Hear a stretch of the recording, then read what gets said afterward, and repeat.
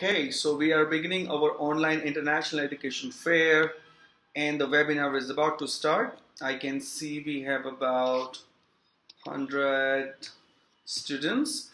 I want to thank you for joining us today. I hope this is going to be a useful information when you're going to be attending. Till the end of the webinar, you will be able to learn about the scholarships, application fee waivers, the COVID-19 updates, and many more.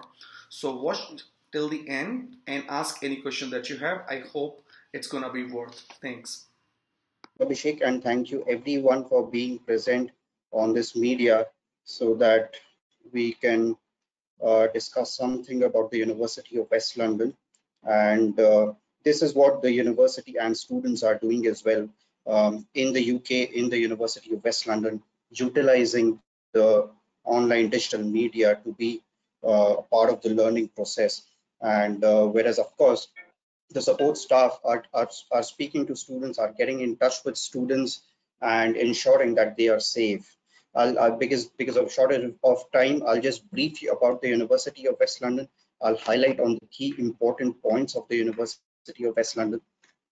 So just to give a brief about the University of West London, it's a top 50 UK university according to the Guardian University Guide. Actually, it's 50, let's say 50, 56, 57, according to various rankings in the UK. It is also the top modern university in London for overall satisfaction in NSS 2019. So that is the National Student Survey.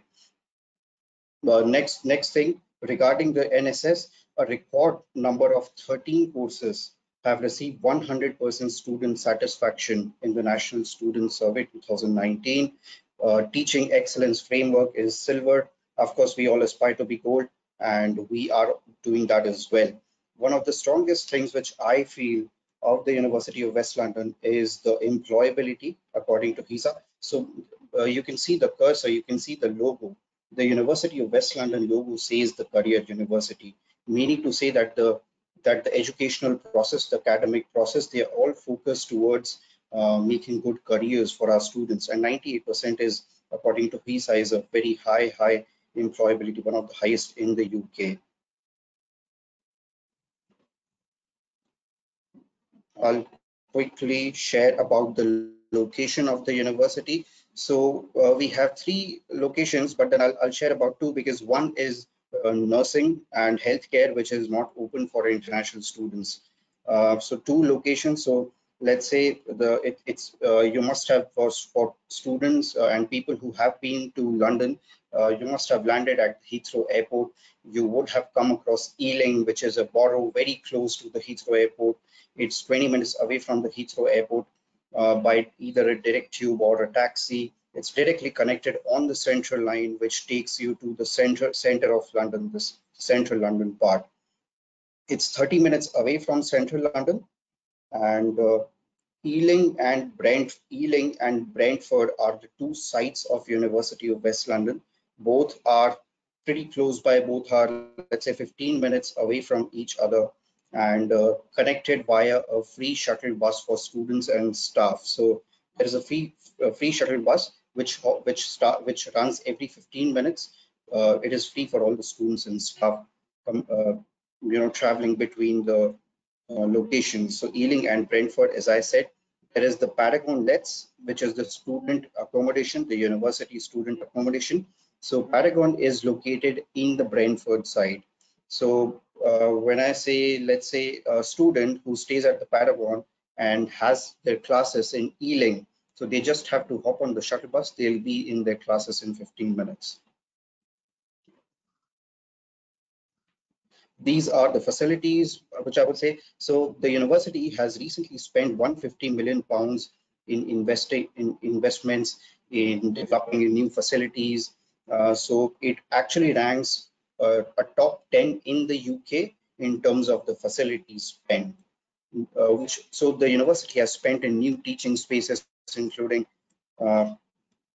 new teaching spaces, including industry standard recording studios. So of course, in a library, a gym, and all these things are there in most of the universities. Some of the facilities which I feel are unique to the University of West London is, let's say, a Blast FM, which is the university's own radio station. run by the students, of course, very relevant for students who kind of study media, but then of course can be accessible by all the students. There is this Westmont Enterprise Hub.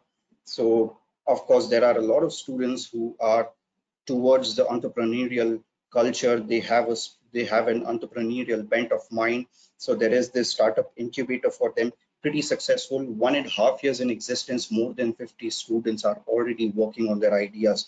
And it's an independent body, though it is inside the University of West London, but students, University of West London students, they have to register. So meaning to say that you will not be limited only till the university, you'll be meeting people outside the university, you'll be connecting to various people outside the university as well. There is this West London Food Innovation Lab for the hospitality students, for the culinary students. There is this Farringdon Center of ground penetrating radar technology.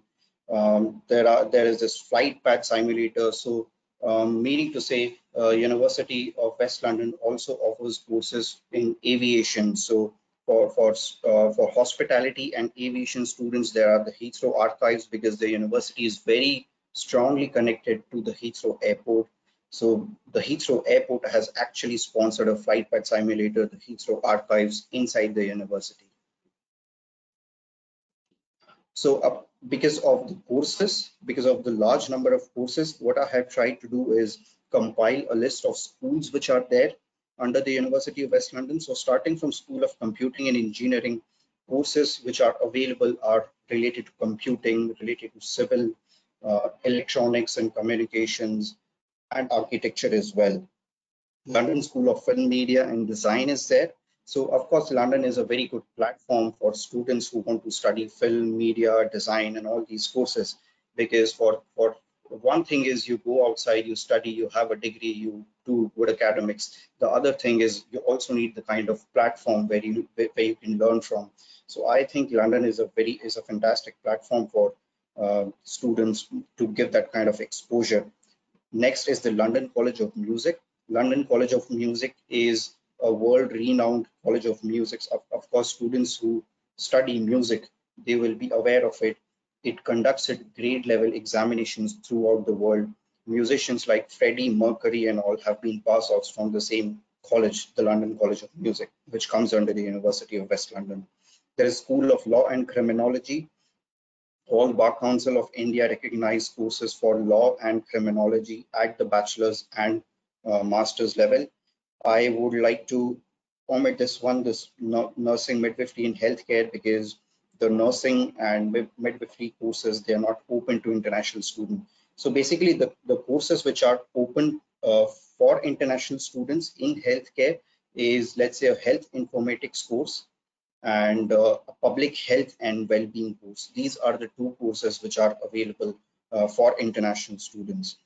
There is School of Human and Social Sciences, all courses related to it. There is one course which is in psychology conversion. Basically, it's a master's program for 1 year. So students who are not from a psychology background, they can study psychology as well. London Imperial College of Hospitality and Tourism is again a renowned college in the UK for hospitality and tourism studies. Good courses with internships, good industry linkages. In fact, I would say there was one student this year who is actually interning inside the Buckingham Palace as a footman to the Queen. So that it's not easy to enter the Buckingham Palace. Last but not the least, the Claude Littner Business School. This is also the Business School of the Year in the UK. So it has received the Business School of the Year in the UK. All courses related to accountancy, economics, MBA. There is this freshers MBA as well for all those students who want to study, MBA, but then don't have a work experience. So that is available as well. Okay, fees and scholarships for all our undergrad programs. The fees is £12,500 per year. For the postgrad programs, the fees will be £13,000 per year. Of course, you can apply for scholarships. So what we have, one scholarship is an international ambassador scholarship, which is up to £5,000 for the students. So the students first, they need to hold an offer from the university, and then they can apply for the scholarship. Just a quick update regarding the scholarship. It is not entirely based on academics, so it is a subjective application basically. So there will be an application form which will contain questions like tell us three things which make you a worthwhile candidate to receive the scholarship. So it is how strongly you justify yourself will determine the kind of scholarships you get. Regarding the entry requirements, I would leave it up to Study Metro. You can be in touch with your counselor in Study Metro and their experience in processing applications to the University of West London, and they can guide you regarding applications, regarding SOPs, regarding the scholarship applications. So I think that's all from me. Anything you want me to add, Abhishek? I'm glad. So this brings us to the end of the webinar. I hope the information that you have gained today is going to be useful for you for making an application to the university. If you still have any question or any query about applying to the university, then you contact one of the Study Metro representative. Thank you so much again for joining this webinar. Have a good one.